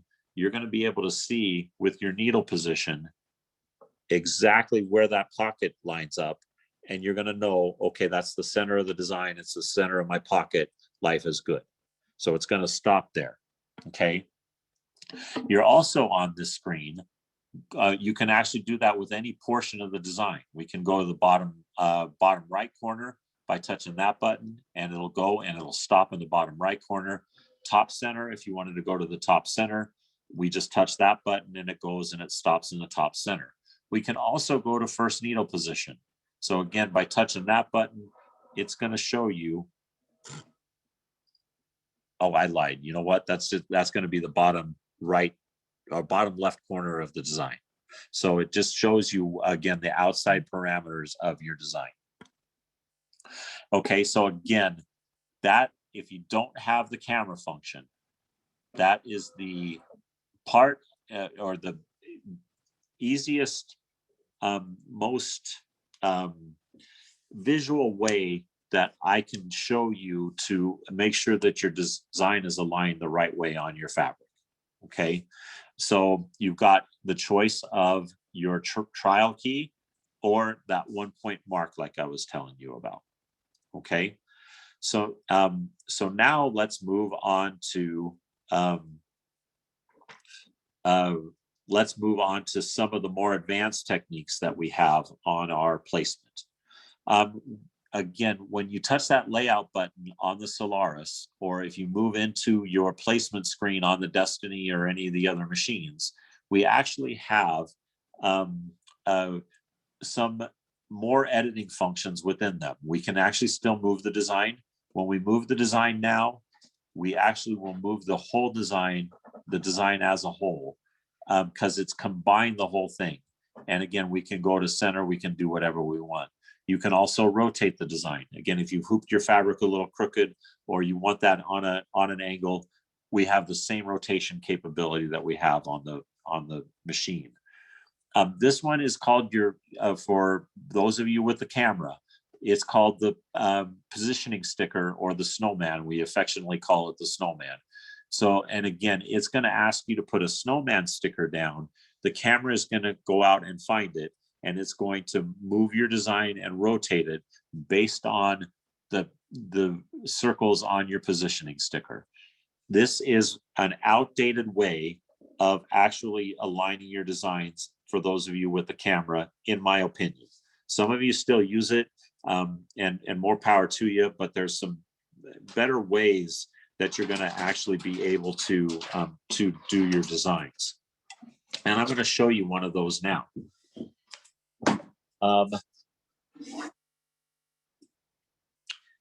On the Destiny, the Elissimo, and the Solaris, we have a built-in camera in the machine, meaning that we can actually, I've got this really cute design here that Kate actually did up. It's the Dresden that she did. But let's pretend that we actually want to put a design in the middle of our little circle here. Okay, we're going to be able to, I'm going to go ahead and get rid of this design. We're going to pull up a small design here. So just pull up Kate's name. She'd kill me if I actually sewed this in the middle of that. But so again, we've got our design pulled up. So, and you can do your editing functions within it however you want to. We're actually going to go ahead now. Again, if we wanted to see before we did our editing how this design is actually going to look when it sews out on this fabric, there's a little key up on the top here that actually will take a picture of our hoop. So we're actually going to touch our little camera there. We're going to actually go ahead and scan this. We're going to touch OK. And again, that is where, remember I was telling you, it's going to take a picture of our fabric that we have in the hoop. That is where, if you guys had the fabric thickness sensor turned on, it would ask you for a positioning sticker so it could vary how thick this fabric is before it took a picture of it. But because I turned that off on my settings page, it didn't ask me for that sticker. It still takes a really beautiful, clean picture there. And again, you can see the Kate is in the middle of that circle right now, but I might want to, I'm going to go ahead and close this off now. And we can now physically move our design. We could actually, we can rotate it if we wanted to go catty corner here. We can actually array it if we wanted to. So we can go in and do all of your editing functions, the same editing functions right in this screen.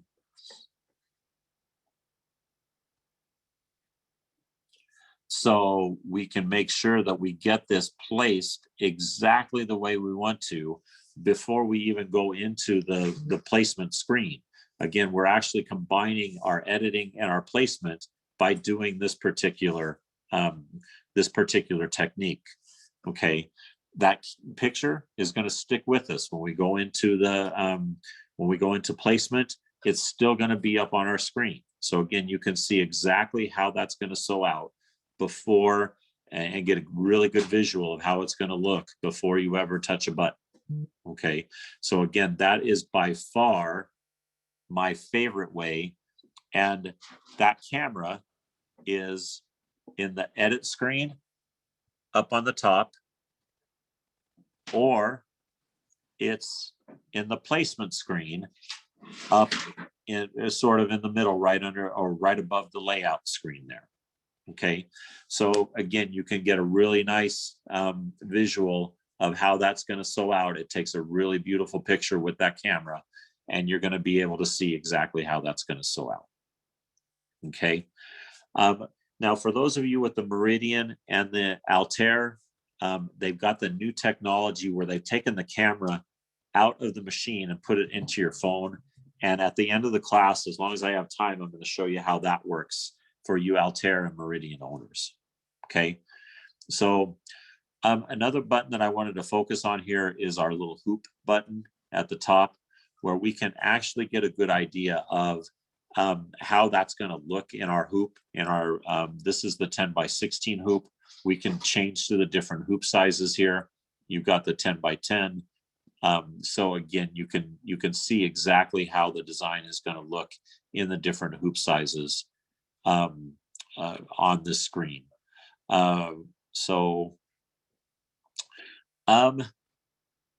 we also, I think I've covered everything that I want to on the placement of using that camera to scan in your fabric.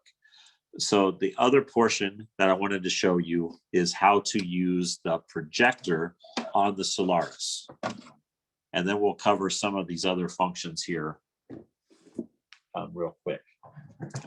So of course the Solaris takes it one step further. Not only do we have the camera where we can scan our fabric in, but we also have the projector. Now you can see, I was telling you before that the machine, once you scan this this image in, is going to hold on to that image even after we finish our project. So we now have a new hoop in there. The machine doesn't know that. We actually have to go in and tell the machine that we want to erase this. And we can do that one of two ways. You can actually go back into our scan for the Solaris owners only. Okay, we can go into our scan option. We can turn that background image off and it'll get rid of that picture. Okay, or for the rest of you, you have to go back into your settings page. And then we're going to go to page, whatever page says background image display. And we're going to touch the delete option on that and touch OK. And now that picture is gone for us. But you do have to do that every time you take a picture of what you have in your hoop. You're going to have to go in and tell the machine that I'm not using that picture any longer. I don't need it any longer. Okay. But not if you embroider it out, it disappears automatically. Are you sure? Yeah. Oh, I didn't know that. Uh-huh.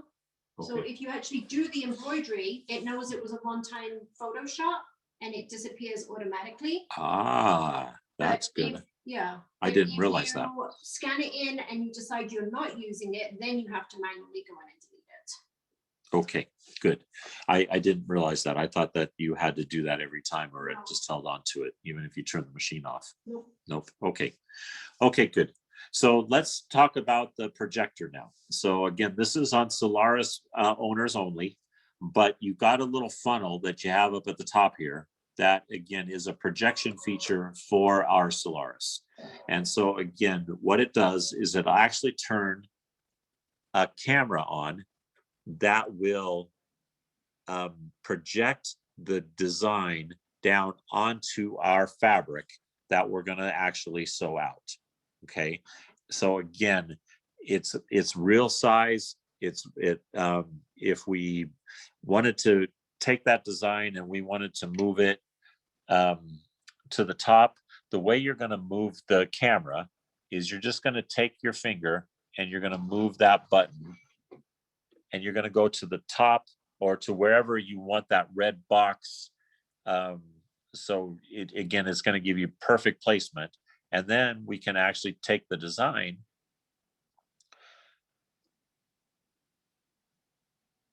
and move it up. And I'm going to do this with a different design than just the words. But again, you can see that's where Kate's going to sew out. It's the exact size, the exact, exactly how you want it to look. You're going to know before you ever take a stitch how that design is going to look on your fabric. So I want to show you with a different design because I forgot I was going to pull up. It's where I like my chameleon. He shows up really cool on this. Let's do him. It's too big for you. Is he? Well, that means we can resize him. Yeah, he is a little bit big, isn't he? So I'm actually going to size him down so he shows up. And again, I touched my my zigzag key there. So that made sure that we're recalculating stitches. We're going to touch OK in embroidery. And now we can touch our projection key. And you can see, again, this is in real size, in real color, exactly how he's going to look out I'm going to move that camera up. So if we wanted to know where his nose was going to be on our garment, you can see exactly where that's going to position itself before you ever take a stitch. Again, to me, the most powerful thing on an embroidery machine. It's really, really cool. Okay, so that sort of finishes our placement techniques. Does anybody have any questions on, again, I didn't really cover the snowman just because I think it is a little bit outdated on how to place these designs with all of the camera functions and the technology out there. So I didn't really cover that for you. I do want to finish covering some of these buttons here though. Again, under our layout, we also have our automatic basting function.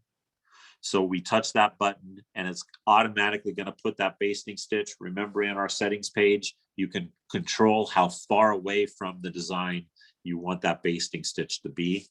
Again, this is our positioning sticker icon. So it's going to look for one of those positioning stickers for you. This is a monochrome. So if we wanted to sew this gecko out in all one color rather than making them all colorful, you just touch that button so it's highlighted. And then again, when we look at our colors, they're all grayed out because it's going to just continually sew that design without any color stops. So again, that little picture of the thread with the line underneath it. And then this is color sort. So I was telling you that the machine automatically color sorts in the continuous border function, but we can still color sort here just by touching this button. And it does a smart color sort. So if there's repeat colors in here for shading or for scaling or whatever the digitizer wanted, it won't color sort those. But if we had two geckos up here, it will color sort when they're not intertwined, if that makes sense to people. So again, I wanted to cover those features for you a little bit too. So let's talk about memory functions in embroidery. So again, anytime you can save any design, anytime. So say you know that you're going to take this design and we're going to sew it out over and over again in that exact size. All we have to do on memory is touch our memory icon, and then it's going to tell you, okay, where do you want to save this design to? We can save it directly to the machine. We can actually even send it wirelessly to our computer if you have the palette software program. It's only if you have the palette software program. But again, we can save it to the machine. We can save it to a USB stick. We can even save it to a machine memory card. We're just going to touch that. It'll save the design. Now, when you want to pick the design up, when you go into embroidery, you're going to notice a little pocket here. So anything that we have saved, we're going to just touch that button, and you can see the first design that comes up is the little gecko that I saved. And then we have all of our different designs that we already have saved in here. And all you have to do is touch the one that you want, bring it up, touch set, and then we're back into the editing functions that we want. Is it okay? Good. I'm just about done. Okay, I think that's I want to adjust tensions. So remember, I was telling you that you can actually adjust tensions permanently in your machine preferences up here with the little sheet of paper. If we wanted to adjust tensions temporarily, you have the little picture, or you can actually adjust your cutting functions also. So by touching the little scissors with the little wavy line there, we actually open up a stitch where we can tell the machine that just for this particular design, I want to lower my tensions or I want to raise my tensions. Again, it's only going to do it while it sews this design out. We can also tell it that I don't want to do any jump stitch trimming. So you can see that's highlighted right now. We can actually unhighlight that. And then if there are any jump stitches in there, say you're doing a cross stitch design where it's got a ton of jumps and you don't actually want to do those, Again, we can actually turn those jump stitches off. Whenever it's in blue, it's on. When it's in white, it's off. And we can also get rid of the end trim color there. So that's what that particular button is on the bottom of your screen. And again, on the Babylock machines, they've left their symbols, or anytime there is a symbol, they've left them very uniform. So any machine that you see that's what that's for. And then if you want to scroll through your design, you're all going to touch the button with the plus minus on the needle. And again, on the Solaris, we can go 1,000 stitches to 1 stitch at a time. The arrows are for a color at a time. And it's going to go on the little preview screen there on how to scroll through those. And with that, I think we are done. The only thing that I have left to do is I want to show you guys who own the Altair and the Meridian how to use that camera function and use the app. So for the rest of you, I don't think you're going to learn anything from that, but I will do a quick little demo on that and then we'll be done. Are we good there? Yeah. Okay. So with that, again, with the Meridian and Altair owners, I'm going to remove my camera. Hoping that this is going to work. I was practicing it before the class for those of you who didn't join us early. Can you help me? I'm just trying to get out of there. I'm not very bright.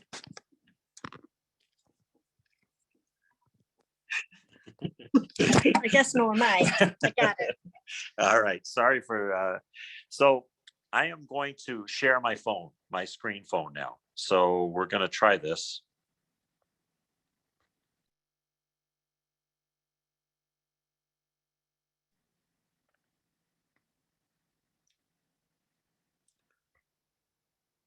Okay, so I'm going to share my screen here with you ladies, if this works.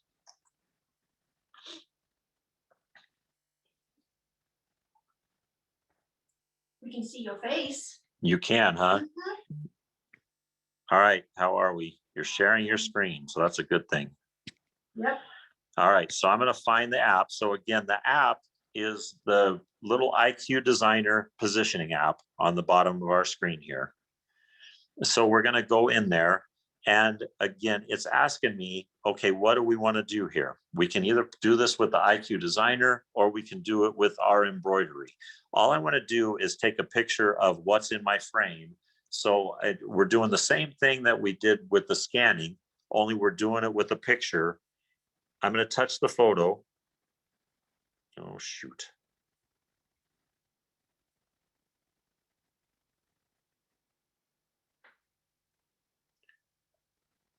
So I've actually got 2 machines that I've actually got access to. I've got the Meridian and I've got the Solaris. When I did that with the Solaris, it's telling me, why you want to do that, dummy? You have a camera in your machine. So it didn't even let me have that option.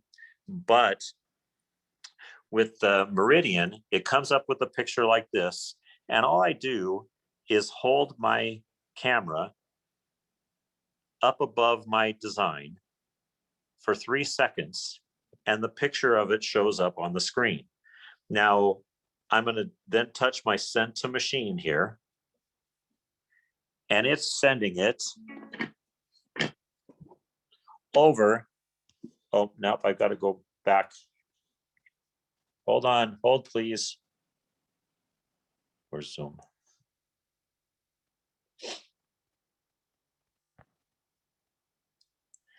So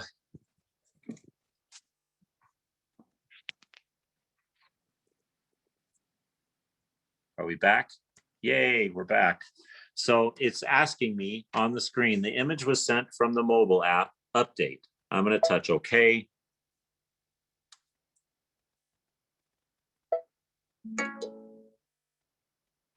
Oh, and it wants me to attach the frame that I took a picture of.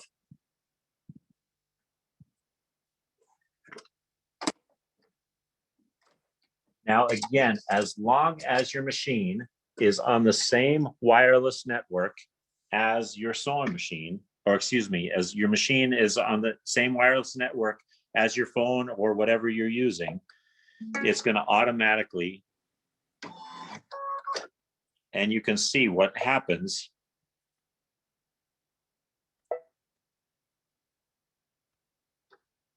I'm going to get rid of that design. Is it comes up with a picture of what we actually took in our hoop. Okay, so again, with our placement, I'm going to go ahead and get rid of this design. And this is just really for the Altair and the Meridian. Just the Altair and the Meridian, that is correct. And so I'm going to just pull up a different design here. So let's pretend that I wanted to put that in the middle of my design that I have on Kate's beautiful Dresden table runner. Then I might hurt you. So you guys can see how it shows up on the screen. There's a picture of the actual project in the hoop. And again, we've taken our camera and done a placement technique with the Meridian and the Altair. Okay. So I hope you guys caught that and we're good with that. So you do have to, let me zoom in on this to show you. You do have to use one of the hoops that have these sensors on it. So you can't just use any hoop. If you're using the technology where you are taking the photo and sending it over to your Meridian or Altair, you have to make sure you are using the hoop that has the sensor marks on it. And those sensors have to be visible. So Kate's technique of where she does the sticky paper, and you actually would adhere the design down and it would cover up those. You have to have it hooped. You have to have it hooped and you have to have those sensors visible because that's how it's going to know where to place the design. Okay. So just make sure that it does have a few limitations, but I think it's super cool technology, and I think you'll have fun with it. Okay. Okay. So I think that's all that we have for you today. Again, that's a ton of information. There is a lot of information. Yeah, I am going to have this posted to the YouTube page by the end of the day. And you're going to change the handout to a PDF, right? And I am going to change the handout to a PDF. Yeah, sorry, I didn't do that. Okay, well, All thank you for joining us all. And I'm sure a lot of you will be joining us at 2 o'clock. That's right. And we look forward to seeing you then. Bye, everybody. Thank you. Bye-bye.